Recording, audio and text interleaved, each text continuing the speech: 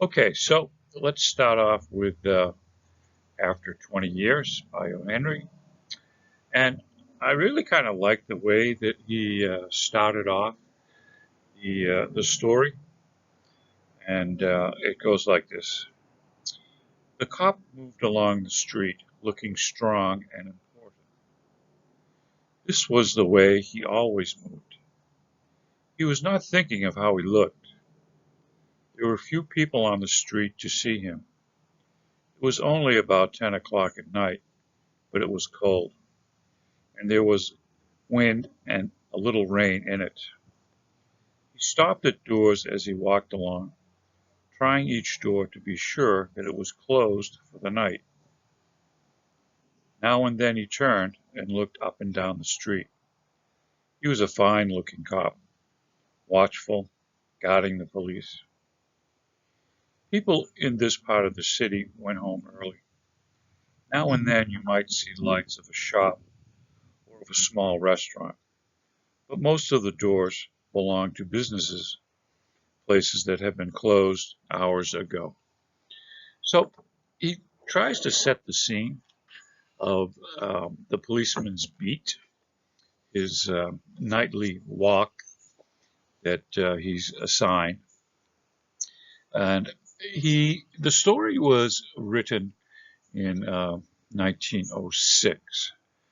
So at the time, New York City had a population of about 2 million people. So today it's over 10 million. The neighborhoods or the boroughs, they're called boroughs in New York. It's from a Dutch phrase. There were only three. And you have your city, but there's like a sharp contrasting line that's drawn. City, streets, buildings, bam, you're in the middle of farmland. It was that clear cut uh, geography. There were no suburbs like we know today. So, trying to put the picture together of 1906 in New York, there were uh, established police force by that time. They modeled themselves after the police in London, a municipal police force. So why are policemen called cops? So in London, the policemen eventually had uniforms, and as part of the uniform, they had a badge that they would wear that said, London Police, Metropolitan Police. But the badge was made of copper, so that's how the nickname cops evolved to today. And here again, I mean, this story was written 120 years ago, and we're still using phrases that are that old in our vocabulary today.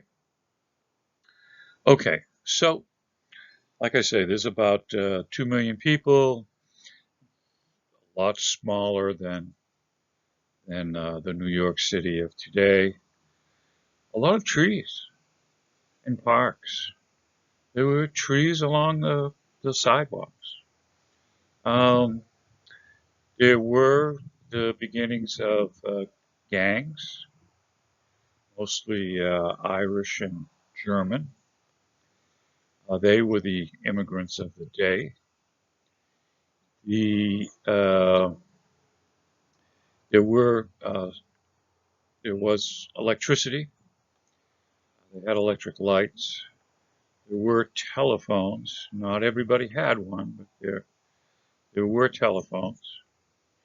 And the streets had automobiles. Those old, clunky, old automobiles. Some of them were actually electric. Um, And it was becoming a problem. Cars were becoming a problem. Of course, not everybody had cars. It was only the kind of rich and famous that could afford them. Excuse me.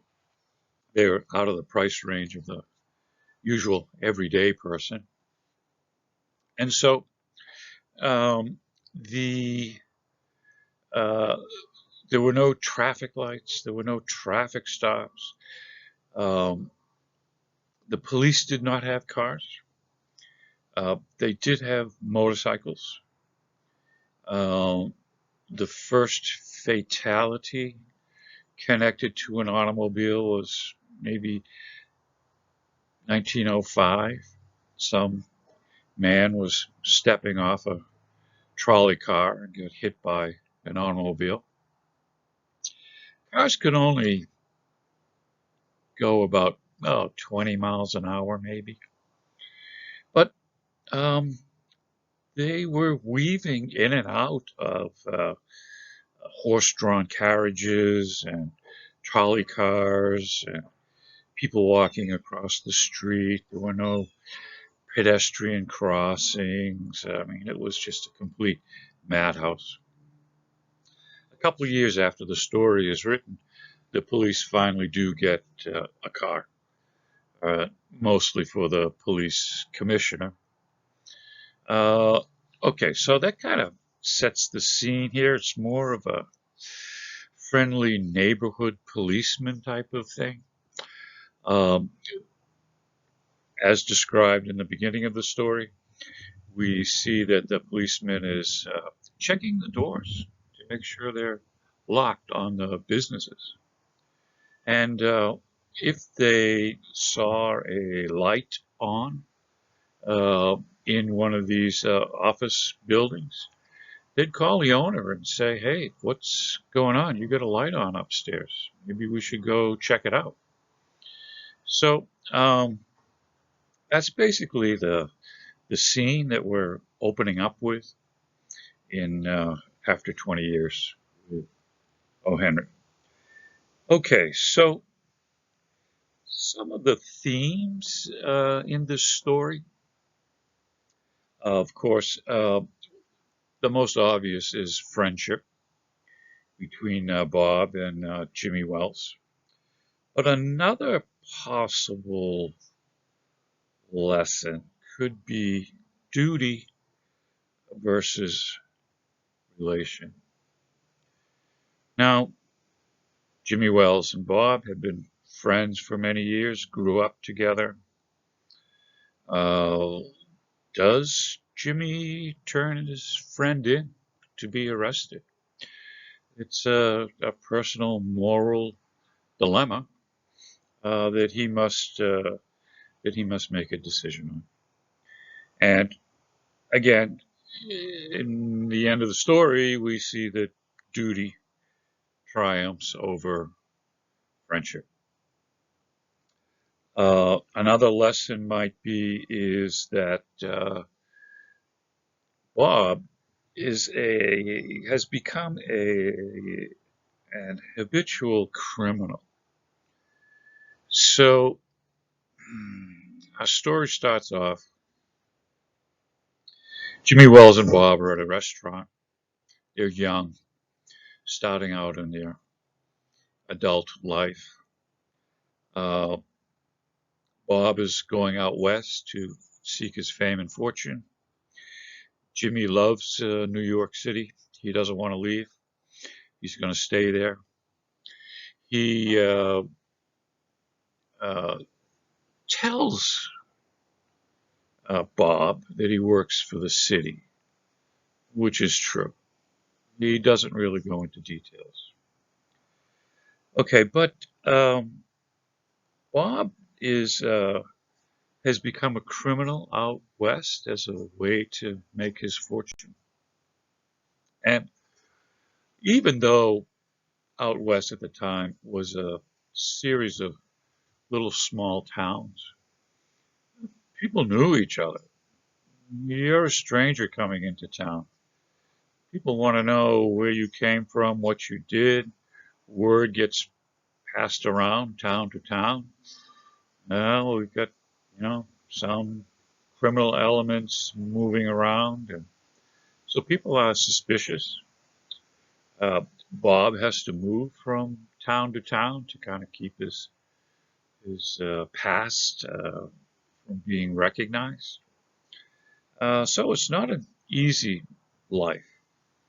I guess you could probably say that Bob is kind of living the life like a Bonnie and Clyde type of existence, having to steal and rob to pay for groceries and housing and travel, and it just compounds itself over time, and there's no escape.